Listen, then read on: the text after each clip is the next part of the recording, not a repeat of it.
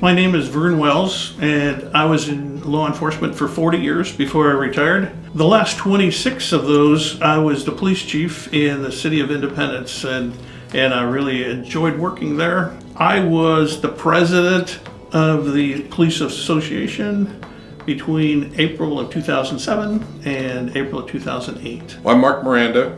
I'm retired police chief from Newport, Oregon, and I retired 2 years ago, and I was also the president of the OACP during the 2011-2012 year.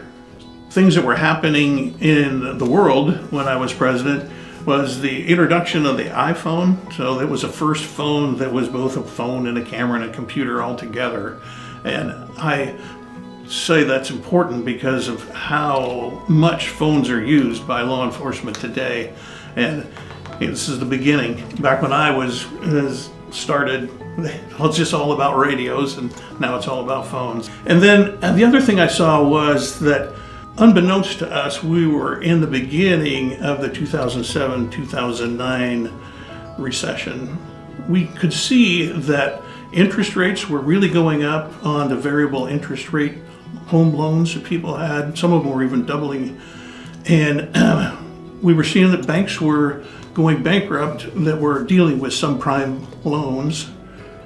What we didn't know that later in 2008 there would be a pretty serious market crash that we're really just kind of recovering from even today.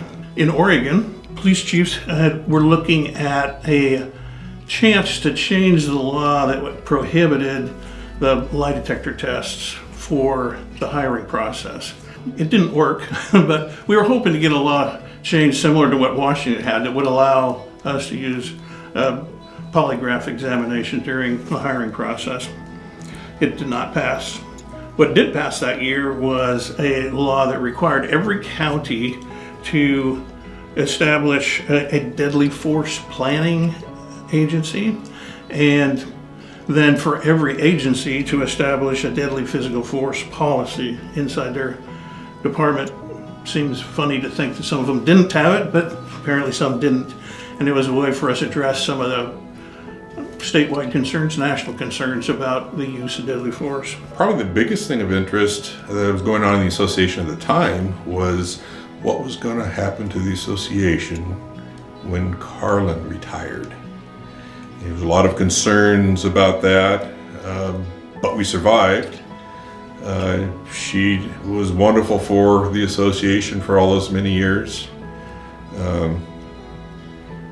She helped produce Kevin, for one thing, but she was the backbone of this association for many, many years, and people were really concerned about what was going to happen. In addition, we wanted to recognize Carlin in a manner that would perpetuate her memory. Not that she was going anywhere, but still, she was an important facet of our organization. And so the Carlin Campbell Award was initiated and unveiled. She happened to be the first recipient of the award. And it was the award criteria is based on those members of the association that were outstanding in mentoring other members of the association or other members of our law enforcement profession. You know, at first I thought, I don't remember that much happened, but actually when I went back and looked at the notes, there was a lot going on. I do remember that as I became president, I really thought, well, if we could meet like more often, if we could meet every month instead of every quarter, maybe we'd get more done. So I initiated a practice of having the executive committee meet every month, and then the full board would meet every quarter. It turned out there was really a lot of driving for many of the executive board members, and I don't know that we really accomplished that much more, but it was an experiment. We really worked on trying to improve information flow between departments. You know, many departments had different systems for maintaining their reports. And so it was difficult to get a report from one agency to another in an electronic way. And we really worked so that there could be some kind of a smooth way for officers in one department to know if somebody they were investigating was also under investigation in a different department. Also, there was work on trying to develop a really strong statewide communication backbone, radio communication backbone, so that if there was a major emergency of some kind, we could actually communicate by radio with one another. I think that is still happening actually today. People are still working on it. One of the big things that happened during my tenure was that we were successful in getting a grant for ORPAT trailers and having them outfitted.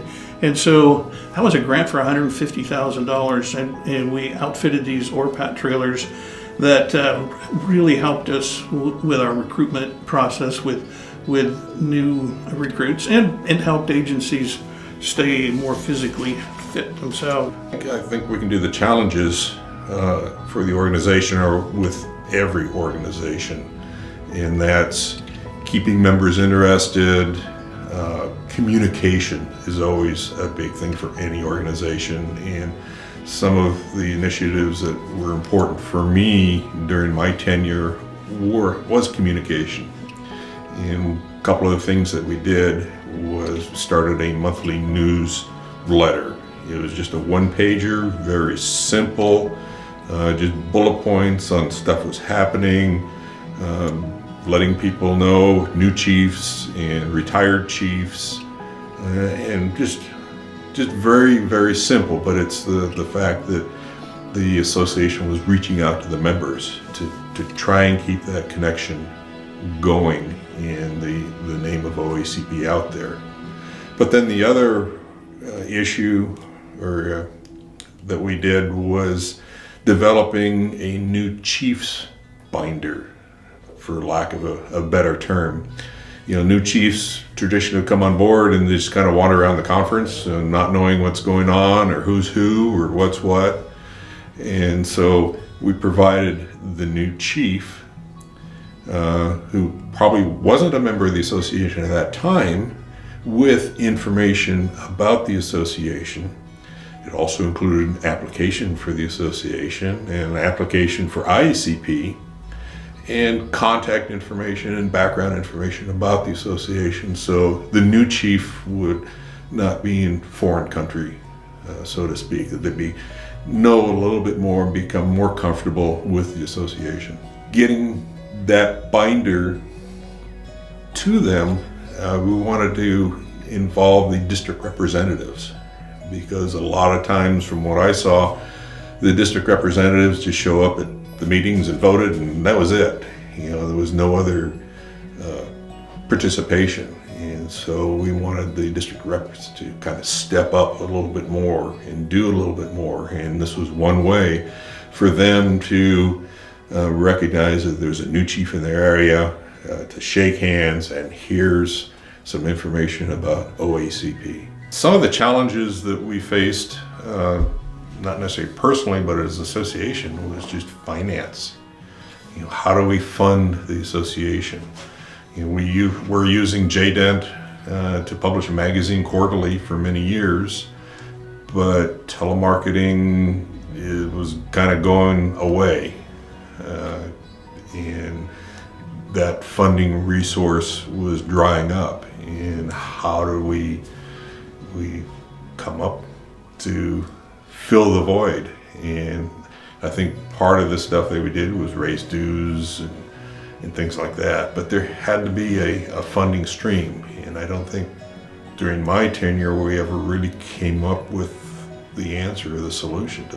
I can always remember Carlin at conferences herding everybody in to see the vendors, you know, to make sure that we were making contact with the vendors, because the vendors are an important part of our conference. You know, they help make that conference what it is.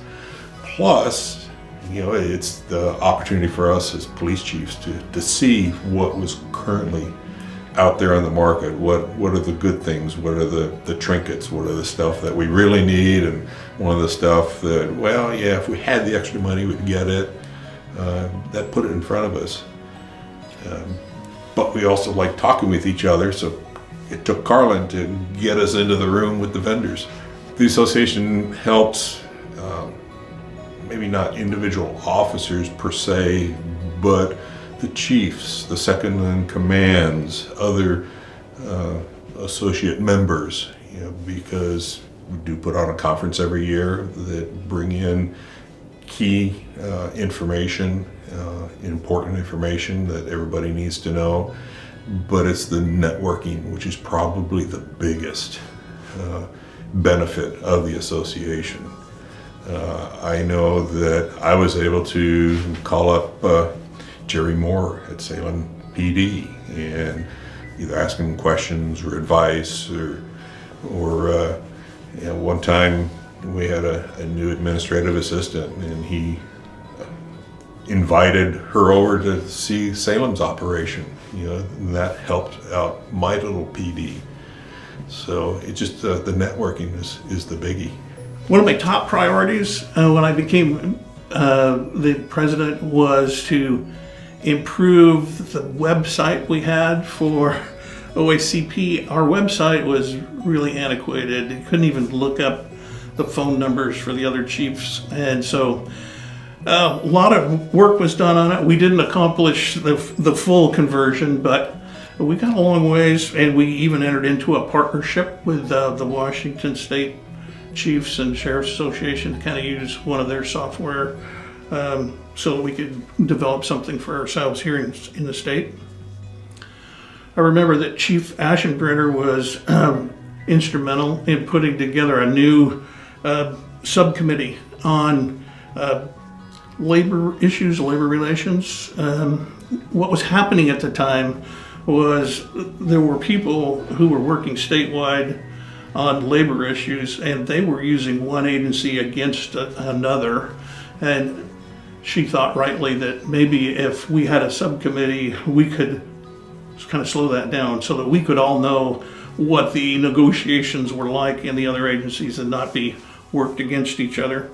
That subcommittee was instrumental in posting contracts, agency contracts, on the OACP website, and you can see a lot of those there now. It's really helpful. It was so hard to get those when you were in the process of negotiating, to get them from other agencies that were comparable to yours. So little things that have led to really positive results in a long time. We also voted to change our fiscal year. At the time we had an April to April fiscal year, but then when we were looking at the numbers, we always had the expenses for the conference, but none of the income for the conference. It always looked like we were in the hole every year. So the decision to move from to a July to July budget made it much more simple to see how we were doing budgetarily. And I remember that Chief Johnson out of Fairview, he had the idea that we should do something statewide with a Medal of Valor, Medal of Honor, and he established a subcommittee to make that happen, and it did. It was very good.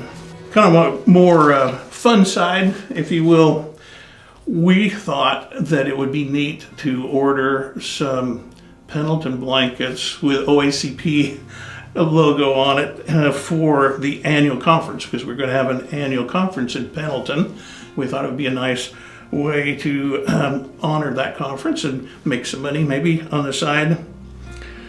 I think we were slightly miscalculated how many we needed, because I know we were still selling those blankets 6 years later when I retired. I don't know, are you still selling those OACP blankets? Oh, you still are. Oh, yeah, we maybe bought a little too many. I've been asked to talk about how I may have grown during the time I was president of OACP. I also learned that being president, it really affirms the fact that police chiefs care about a lot more than just their agency. They really cared about the entire state, and many of them cared about even more than that. the chiefs really thought globally. So to improve everyone in the state was more of a goal than just for themselves, even to the extent of working for national issues and even international issues. And I thought that was really a good affirmation that so many of them were willing to work on statewide issues. And I also learned that kind of running a big agency was not that much different than running a small agency. You really, to accomplish anything, you had to hand out projects along with the responsibility and the authority for the project to other people, and just let them run with it, and they'll come back with a pretty good product. So I've been asked to talk about how agencies benefited from the OACP during my tenure. I think there's a lot of things that happen because of OACP that could not happen but with agencies working solely by themselves. Because we worked together, we were able to do things, well, for example, like the ORPAT trailers. I mean, Kevin Campbell, because he worked for us and because he was a nice guy, he wrote this grant for the $150,000 that got us the ORPAT trailers. Couldn't have been done by any single agency, nor would it have been, because the trailers are placed throughout the state for everyone. But now all that has really helped us improve the way we recruit officers for every agency in the state. We share those trailers from agency to agency. We started work on the Chiefs website, Chiefs Association website, and the better it is, the better we can all function and the more effectively we can function together. Well, the shout outs to people that assisted me during my presidency was Jay Waterbury, for one thing. He was always a great guy to talk to bounce things off of, to listen to his stories. Another person is Ken Johnson. He was a great guy. Lots of enthusiasm, lots of fellowship and laughter, and he was a great guy. But all of the past presidents were always available, for assistance if needed, which was great. Of course, there were so many people you could thank. I wouldn't have time to name them all, but Kevin Campbell, amazing guy, really does a lot for the association, as does everyone that works for Victory Group, and I can't say enough about them. And his mom, Carlin, who back then kind of kept us all straight. Every year there would be a new president, but she was there and made sure things sort of ran the same way every year. So a shout out to Kevin and Carlin for sure. For a new chief, or actually anybody coming into the association, get involved. You don't have to do a big thing, but do something small initially, and to become more familiar with the association, to help broaden your horizons, to become part of the profession and help our profession. But become involved. Just don't come to the meetings or come to the training because, hey, get you out of town. Be a part of the solution, so to speak, instead of being part of the problem.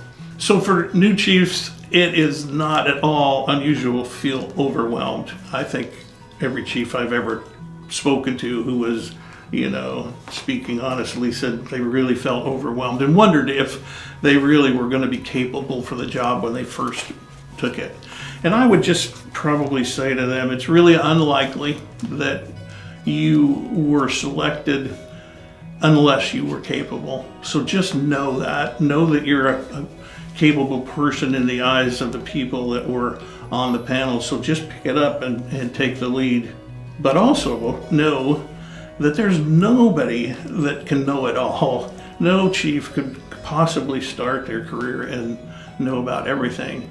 But the wonderful thing is there's like 240 chiefs out there, and I can guarantee that one of them has experienced whatever it is that you're running into. So just call them and use them as a resource. I can't tell you how many times I called other chiefs or they would just call me. Sometimes, something would come up and it'd be in the news, and chiefs would call me and say, hey, I've dealt with that. Here's what happened. And what a fantastic resource. So, call them, listen to them. They've been through it. Then I'd say, don't forget there's resources through the association, and use those as well, because they're there for you, to benefit you.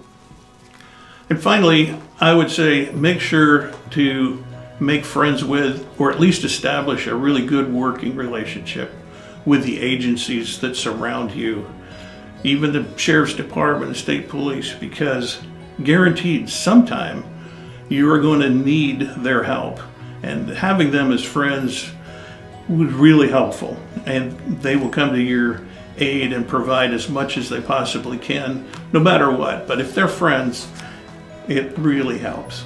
And the limited ones that I've seen, we're close to the top. And I think that our association is something to be proud of. And we should all strive to continue doing that, to be the leaders, not only within our state, but within our nation. When Kent Barker was on the IACP board, that was awesome. Just us little old Oregon, and here he is sitting up on the board. So we're doing good work, and I know that we're going to continue doing good work.